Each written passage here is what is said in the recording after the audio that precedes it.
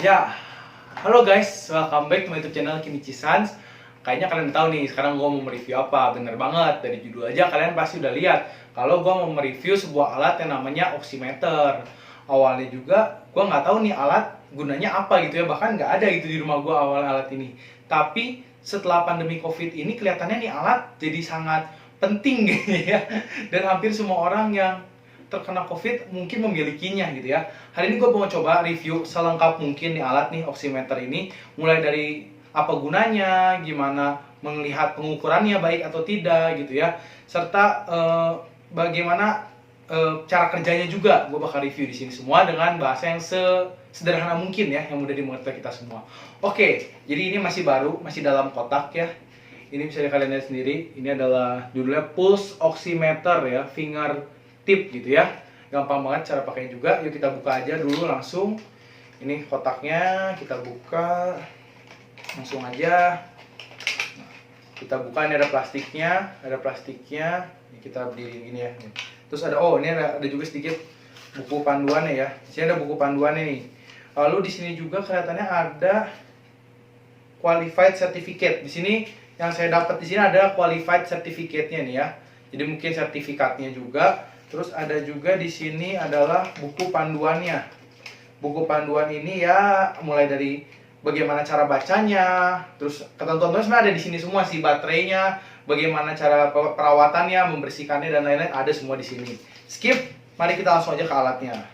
Alatnya masih diplastikin gini jadi tinggal diambil aja. Nah, ini nih teman-teman namanya oximeter. Nyalainnya ada tinggal tombol putih sini satu ya. Nah, kalau dipencet tombol putihnya langsung nyala alatnya di layar. Nah, lalu alat oximeter ini apa ya? Oximeter ini adalah sebuah alat yang bisa mendeteksi kadar oksigen dalam darah gitu ya. Nah, cara kerjanya gampang banget gitu ya. Yang pertama kita harus punya oximeter, ya jelas gitu ya. Kalau nggak punya gimana mau mendeteksi apa gitu ya. Lalu berikutnya setelah itu kita tinggal meletakkan jari kita, bisa jari kaki, jari tangan, ataupun daun kuping bahkan ya. Dan dijepit di oximeter nih, ini kayak jepitan gini kalian lihat nih, bisa dijepit nih. Nah ini kayak dijepit gini ya, dan dijepit di oximeter. Dan pada umumnya sih orang pakai jari telunjuk gitu ya. Kita pasangkan di jari telunjuk, gitu ya. Lalu dinyalain alatnya.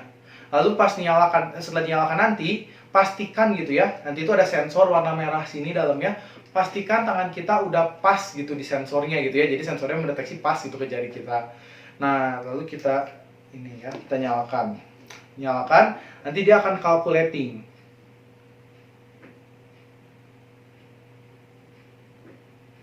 gitu ya. Nah ini sudah keluar hasilnya, mungkin bisa dilihat sama kalian hasilnya ya. Nah bagaimana cara kerjanya sampai ini bisa mendeteksi bener nggak sih ini atau cuma asal-asalan? Benar guys, jadi ini tuh pakai sensor. Jadi sensor itu akan melewati darah yang ada di jari kita nih, sensor yang warnanya merah. Mungkin tadi kalian udah lihat ya, warnanya merah gitu sensornya. Akan melewati darah di jari kita, lalu mengukur perubahan penyerapannya, absorbansi cahaya tersebut nih di jari. Nah, dia mengukur cahaya itu dalam darah itu, baik darah yang beroksigen maupun yang terdeoksigen gitu. Nah, nanti hasilnya kalau udah keluar, akan keluar di layar seperti ini. Akan ada hasil kadar oksigen dalam darah, ada denyut darah, denyut nadinya juga ya, denyut jantung gitu ya.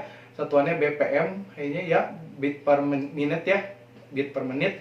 Dan ada juga nanti PI, saya akan jelaskan apa itu PI persen, mungkin buat yang belum tahu juga. Nah, pertanyaannya muncul gitu ya, kalau normal berapa nih kadar oksigen dalam badan? Nah, jika normal, kadar oksigen dalam badan itu yang paling mendekati itu adalah 98 gitu. Itu yang paling tepat mungkin bisa dibilang.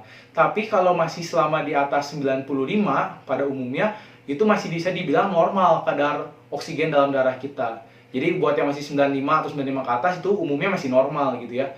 Nah, kalau untuk denyut jantung sendiri, di sini kan 98, 100 gitu ya.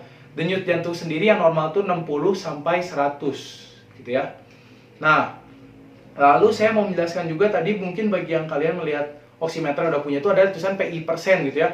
Nilainya tuh bisa 0,6 di sini menunjukkan 6,7 gitu ya.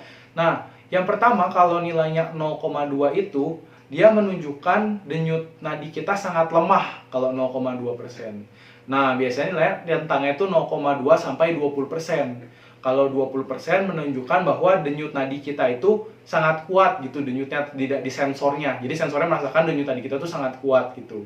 Di sini saya tertulis 9,6, ya lumayan lah ya, tengah-tengah, tidak baik tidak buruk juga lah ya. Oke.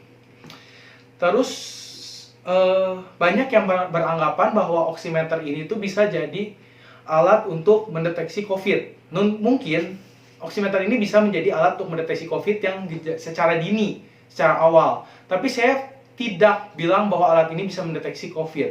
Kenapa? Saya punya dua alasan. Yang pertama, banyak penelitian yang saya baca di artikel bahwa orang yang menderita COVID itu nggak selalu saturasi oksigennya menurun, kadar oksigennya menurun gitu di oximeter ini. Ada yang kadar oksigen tetap, tapi tetap dia COVID gitu ya. Nah, biasanya tapi kalau pada penderita yang udah gejalanya berat, yang udah sampai sesak napas, alat ini bakal berguna banget untuk ngecek terus nih, mantau terus berapa saturasi oksigen yang ada di tubuhnya dia. Biasanya berguna banget. Yang kedua, kenapa ini tidak bisa dijadikan alat untuk mengecek kita terkena COVID atau enggak? COVID itu adalah virus. Dan alat ini bukan untuk mendeteksi virus, teman-teman. Alat ini tuh cuman buat mendeteksi kadar oksigen dalam darah, bukan mendeteksi adanya virus di dalam badan kita, gitu ya. Jadi mungkin ini lebih mudah dipahami ya. Jadi ini bukan buat ngecek COVID gitu ya. Tetap kalau kita mau ngecek apakah kita terkena COVID atau enggak, walaupun gejalanya ringan, ya tetap harus dengan swab test atau PCR. Itu udah pasti paling akurat dan paling benar gitu. Jadi jangan dijadiin alat ini tuh buat patokan kita kena COVID atau enggak. Karena sekali lagi nih, saya tegaskan alat ini tuh bukan untuk mendeteksi virus, tapi hanya untuk mendeteksi kadar oksigen yang ada di darah. Gitu. Terus juga, yang lagi viral akhir-akhir ini kalian tahu nggak? Yang orang mengetes oximeter palsu dengan asli. Katanya yang palsu kalau dimasukin pensil, ada keluar angkanya gitu ya. Kalau yang asli dimasukin pensil, tidak keluar angkanya gitu ya. Nah, saya ingin memberikan pendapat saya soal itu ya. Sebelum memberikan pendapat, saya mau nyoba dulu nih. Ini awalnya nggak ada angka ya. Terus kita masukin ballpoint lah ya, ballpoint. Ini kita pasin ke sensornya nih, pasin ke sensornya merah nih ya. Udah pas nih ya, udah pas nih guys nih ya, ke sensornya merah. Supin. Udah pas nih ya, udah pas. Lalu kita tekan nih. Saya akan deketin dikit ke layar. Kita tekan. Nah, sebentar. Ini ya. Dan kita lihat dia lagi loading di bawah, lagi loading yang merah ini dan mati. Dia bilang finger out ya. Di sini tulisannya finger out dan mati nanti tulisannya ya. Artinya memang kalau pada pensil tidak terdeteksi nih ya pada oximeter saya. Nah, bagaimana opini saya tentang hal yang viral tersebut? Opini saya tidak bilang bahwa itu palsu atau asli ya, tapi opini saya memang harusnya sih secara logika kalau oximeter dimasukin ballpoint atau pensil gitu ya, ya memang harusnya tidak keluar angka. Mengapa? Sudah jelas dari cara kerja yang saya jelaskan di awal bahwa oximeter ini bekerja untuk mengukur kadar oksigen dalam darah. Yang pertama, ballpen tidak punya oksigen. Ya maksudnya tidak punya pembuluh darah dan oksigen gitu kan di dalamnya. Ya nggak ada, itu ballpen itu benda mati ya kan. Kedua, ballpen tidak punya denyut jantung ya. Jadi ya kalian bisa dengar itu mungkin ballpen ada denyut jantung, nggak ada gitu kan.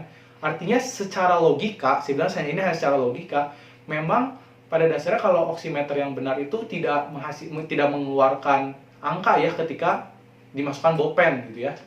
Tapi saya banyak baca artikel juga setelah mencari berbagai sumber, ada beberapa peneliti bilang kalau oximeter ini bisa keluar angka pas dimasukin ballpen bukan karena rusak atau dia palsu, tapi karena faktor sensitivitas sensornya. Sensornya sensitif banget gitu, sampai ketika dimasukin pensil aja dia bisa sampai mengukur gitu. Tapi dia bilang juga ini harus ada penelitian lebih lanjut.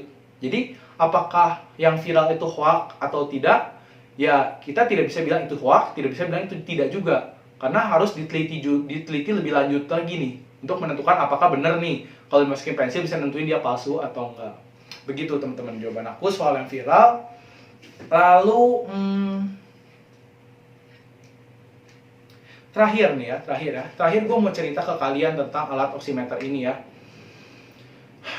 Jadi aduh sebenarnya sedikit sedih ya kalau cerita ini, miris menurut gue ya. Jadi gini teman-teman, gue beli alat oximeter ini sebelum PPKM terjadi ya, belum beli PPKM terjadi gue udah beli alat ini. Lalu temen gue besoknya setelah alat ini nyampe di rumah, nanya ke gue, bro, kemarin lu beli alat ini ya, oximeter? Bilang, ya. Terus dia bilang, lu beli toko apa? Ya gue bilang aja kan, ya beli di toko online. Gue nggak nyebut toko online karena nggak di endorse. Ya beli di toko online gitu ya. Lalu dia nanya lagi, berapa yang lu dapat toko online? Gue bilang, gue cuma dapat harga 59, hampir ke 60, anggap aja 60 gitu ya. Terus dia nanya lagi, lah, benar lu 60? Terus gue bilang, iya, kenapa emangnya? Coba lu cek di toko online tersebut, udah nggak ada tuh oximeter yang harganya 60-an. Terus gue cek tuh, penasaran, gue cek lah tuh oximeternya gitu ya. Dan memang setelah gue cek di toko online tersebut ya, di platform media online tersebut, memang udah nggak ada oximeter yang harganya 60.000. Semua dijual dengan harga di atas 100.000. Di sini gue coba memikirkan bahwa ya memang mungkin kalau yang oximeternya kualitasnya bagus, built-in-nya bagus gitu ya, dijual memang dengan harga memang awalnya juga udah mahal, ya wajar gitu ya. Tapi gue menemukan oximeter yang persis kayak gini dusnya, oximeter juga persis kayak gini di gambarnya, harganya sekarang jadi di atas 100.000 gitu ya. Dan gue ya, gue nggak bisa berkata apa-apa gitu ya. Jadi gue mau mengajak kalian semua nih, terutama bagi yang mungkin punya toko atau mungkin kalian bisa menemukan oximeter dengan harga yang masih terjangkau, yaitu di bawah 100.000, tolong dong guys, di komen di bawah aja please, ini mah kita saling membantu di sini. Tolong di komen di bawah, karena gue yakin banyak orang yang membutuhkan alat ini gitu ketika masa pandemi. Terutama menurut gue ya, orang yang memerlukan alat ini tuh yang udah gejala berat, karena saturasi oksigennya tuh harus dilihat terus gitu, naik turun perkembangannya. Yang kedua, yang perlu alat ini juga yang menjalani isolasi mandiri. Jadi awalnya kita merasa gejala kita ringan, terus kita isolasi mandiri, kita harus punya alat ini. Kenapa alasannya? Alasannya karena sewaktu-waktu bisa jadi gejalanya memburuk gitu. Dan tidak bisa dideteksi kan, harus kita lihat pakai alat ini gitu ya, memburuk atau enggaknya kita dari tingkat kadar oksigen yang tertera di alat ini. Jadi gua rasa di kala pandemi ini, alat ini tuh awalnya banyak gitu ya, sekarang jadi langka dan mahal gitu ya. Jadi kita tolong saling membantu, sekarang kita berjuang bersama, yaitu tolong tulisin di kolom komentar kalau kalian punya toko atau kalian menemukan di toko online gitu ya, linknya bisa tulis di komentar tentang alat ini gitu ya, yang murah-murah, tolong ditulis komentar. Oke, segitu review dari gua. Terima kasih yang udah nonton video ini. Jangan lupa bantu terus di subscribe channel gua supaya gua makin semangat uploadnya. Lalu di like juga kalau kalian merasa berguna. Jangan lupa di share juga ke teman-teman kalian mengenai alat oximeter ini supaya kita semua bisa saling berbagi ilmu dan saling menginspirasi. Makasih semua yang udah nonton. Thank you for watching. Dadah semua.